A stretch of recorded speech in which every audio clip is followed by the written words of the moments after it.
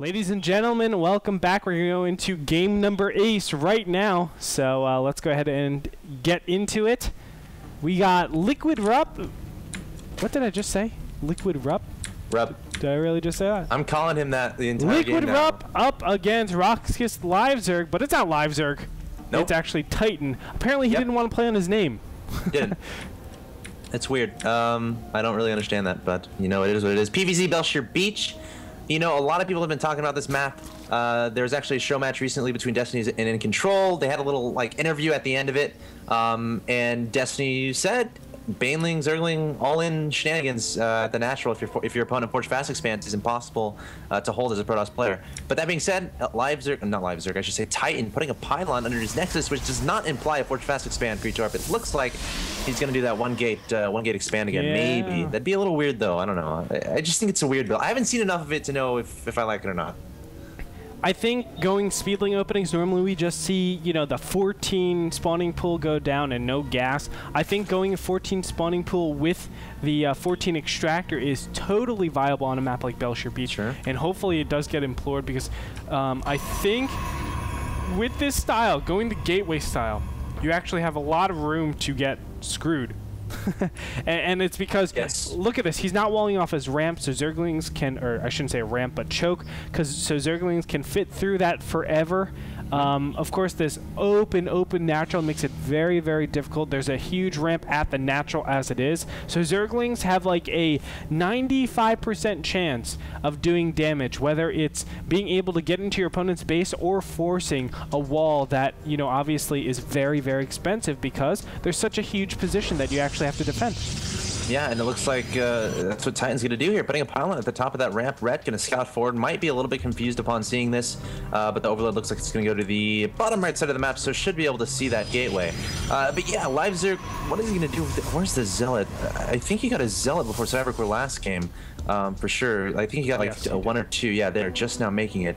So yeah, definitely going to try to pressure his opponent. Ret, spawning pool is done, gas on the way, natural expansion going down as well. So not going for a super fast, gasless, you know, third base, and Titan's going to scout this out with the probe going up into Red's natural expansion. But there we go. There's the Nexus from Titan.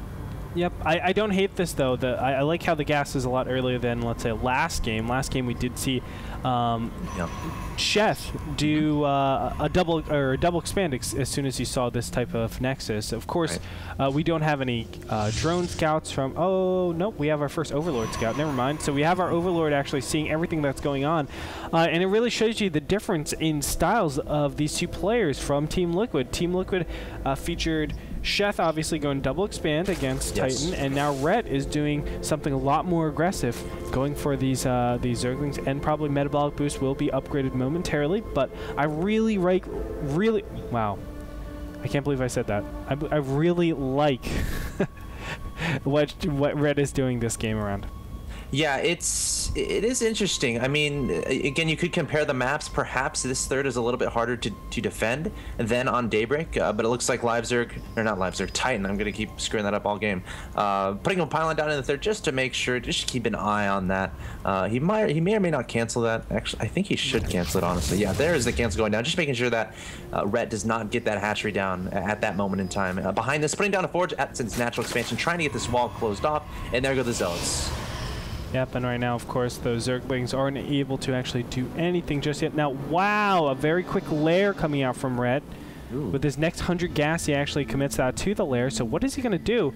We might see something like, I'm thinking Nidus Worm shenanigans? Yeah. I mean, the Overlord right there is in a perfect position, and the base of Belshire, it's very, very large. So Titan has to be very proactive about getting his pylons done everywhere. But that being said, Zealot's going over to the third of Ret, not seeing anything there. So that may set off some alarm bells in his head, and he'd be like, okay, what are you doing, Ret? What are you doing? Might start putting pylons around his base, being extra careful, and scouting for shenanigans. But that being said, is the layer done yet? No, not quite yet. Roachborn on the way. Second gas being taken. No third or fourth gas. So your guess is as good as mine, Gretorp. You know what? I think he is doing this Nidus Worm shenanigan, but I don't like the fact that he's not selling it that well. He did go pretty drone heavy even with this build. Let's go ahead and look at the income, 39 to 30, well, to 40 right now. So he's keeping pretty close with his opponent. I would have loved him to actually get more Zerglings on the map and just deny any form of scouting. Yeah. But right now, I mean, Titan should be thinking in his head, oh, there could be a lot of different things my opponent is doing in terms of all-in. There it is. We're actually seeing Glial Reconstitution and Burrow being used rather than going for the Netter Swarm like we predicted. So I'm wondering, is he going to use something like Tunneling Claw and try to completely just mind game his opponent? That would be something interesting. Yeah, I guess he's going to hope that Titan moves out on the map, and then he's going to do a surprise Roach attack. Because he can't really burrow and then sneak into the natural expansion of his opponent, considering that ramp. That's the only entrance there, and there's a cannon there to detect. Yeah. So this should be interesting. Perhaps perhaps burrow. Actually, Gretorp, go ahead. No, I think so. I mean, Red. I hate to say it, but I think this like little bit of pressure that he's going to be doing off of 2 base is a little bit harder to pull off. I don't know. It just doesn't make. Well, I'm not understanding it just yet. That's the biggest thing. And now look at this. A third is going to be taken, and I think LiveZerg is absolutely fine against any of this pressure. I mean, all he has to do is yeah. Did I say LiveZerg or Titan? Anyway, Titan. It's Titan. All Titan has to do is just hard defend against this, chrono boost out his units, and now he's a full base up on his opponent. Yeah, there we go. Just attacking and burrowing. Is the observer out? No, it's not just yet. So Rhett gonna try to do as much damage as he can here. Keep in mind, burrowed roaches do regenerate that health. A lot of force fields going down from Titan. There's already an so observer. you have to consider that. There's already an observer, and these roaches are just like, are you gonna unburrow me, Red? Finally, they do get unburrowed. The sentries are actually going to be picked off, but I don't mind this trade right now. I mean, Titan is just going to mass up in more and more units, and he has the economy lead. You can see the supplies are in favor right now of Titan. Let's go ahead and look at the income tab. 54 hearts to 54, which normally implies an advantage for Protoss, just because they're in equal numbers. Normally, Zerg have that nice comfort of having 70 drones around there when their opponents have 50. Sure. And on top of that, Titan has his expansion up before his opponent. I do like Titan's position here. Rhett invested a lot in that 2-base, for a roach timing attack. I'm not sure entirely what it was. I don't know, man. It was a weird build. A part of me thinks it was defensive in case Titan did some sort of 2-base all-in. But in the games we've seen from Titan this far, he's been going for these fast thirds. So Rhett perhaps taking a little bit off guard, getting both of his gases at his third. He has some catching up to do for sure. He's on 3 bases. His opponent is on 3 bases. His opponent has a supply lead. And as a Zerg in this point in the game, you want to be way ahead in of your opponent in supply. Yep. And look at that. Actually, Titan was able to get in an observer into the natural and see the spire that was making. He also sees the infestation pit. Now, I'm sure he's wondering right now, is it going to be mutas or is it going to be something else? I think he should realize that this spire, because the third is so late, the spire is probably there just to deal with something like Colossus. Effectively, it shouldn't really be a muta switch because he's not really at the gas count. No, he's at 6, but he hasn't been banking gas. We saw so many upgrades going into roaches.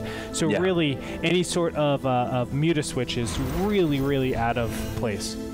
Yeah, I don't know. It's a very, very weird, tech path Rhett is choosing here, but Titan's going to be pushing forward with 2 Immortals. Lots of Stalkers and sentries here. Rhett going to engage him in the middle of the map. More skills going down from Titan, and Rhett is just terrified to engage it right now, trying to take out a sentry here and there. But I don't know, man. It looks like Titan has a superior army. Oh, yeah. By far. Those 2 Immortals represent so much damage in that army, of course, coupled with those sentries. But the sentries have run out of a lot of their energy, so they're not going to do that much. But still, this army is so powerful. Here's the engagement right here. The roaches are just not enough, not nearly enough. Rhett trying to hold on for dear life at this point. Looks like additional roaches are being constructed, but I don't think it's going to be enough. Those Immortals are very nicely set in the middle of the pack of all those Stalkers, so they're going to be defended by all the Stalkers, obviously, and buffered. And down goes all the roaches. So he's going to push into the natural and probably take this out. And we're going to see GG come out from Rhett anytime now. Yep, there it is. GG.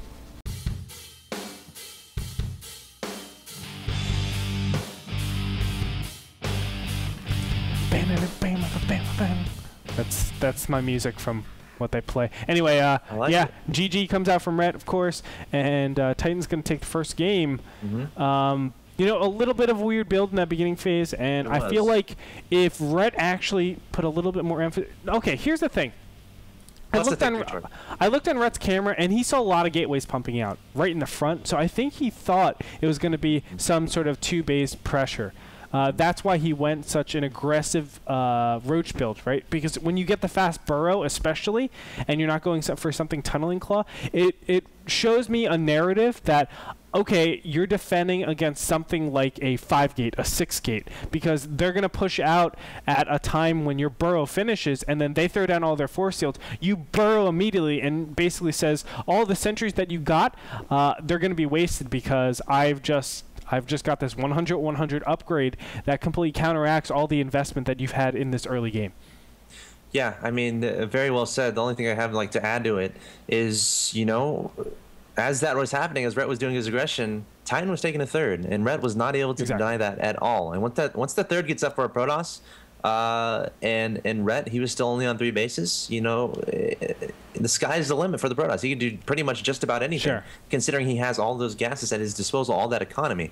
And Titan able to take that game quite comfortably. Yeah, that's why I think it was just the fact that Rhett misread his opponent, and that's why he was like, oh crap, you didn't do the build that I thought. I have to do some pressure, because obviously if I don't do pressure and just try to expand, you're gonna do better than me. So Rhett was really forced into, you know, a bad position. He was between a rock and a hard place, and it's quite unfortunate. But Titan's gonna take the first game, and we're gonna be moving over to see what Rhett's choices. This is a best of 3. This is the ace match, ladies and gentlemen, for those of you that are just tuning in, and this will decide. This will decide the rest of the Clan War. So we'll be back with game number 2 and game number ace.